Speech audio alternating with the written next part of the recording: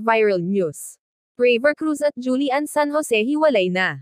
Paalala lang po, ang video na ito ay base lamang sa nakalap na impormasyon at nag-viral na rin sa iba't ibang platform, maging sa social media at Instagram.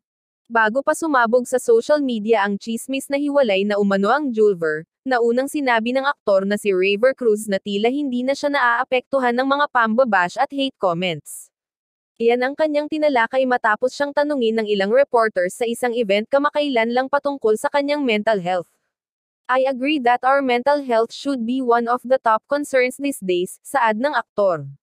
Paliwanag niya, "I think it's because of social media that we're all experiencing anxiety attacks. This is why we can't blame our parents if they can't understand us. They didn't have too much information growing up.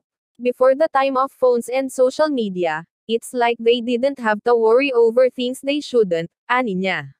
"Often, it's no longer our business, but we would still post our comments about it.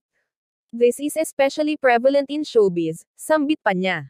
Kasunod niyan ay sinabi na nga niya na hindi na siya masyadong tinatamaan o naaapektuhan sa mga masasakit na salita na mga ibinabato sa kanya.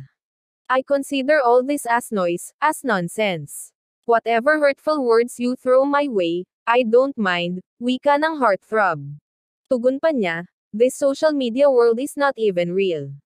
If there's no way for you to verify whether something is real or fake, then it should no longer have any impact on you." Sa ngayon ay wala pa namang pahayag na pagkumpirma ang aktor tungkol sa isyung hiwalayan nila ng kanyang girlfriend. Ikaw, ano ang masasabi mo? Kung bago ka pa lang sa showbiz ko, please huwag kalimutan mag-subscribe, mag-like at i-click ang notification bell upang lagi kang updated sa susunod na mga showbiz ko.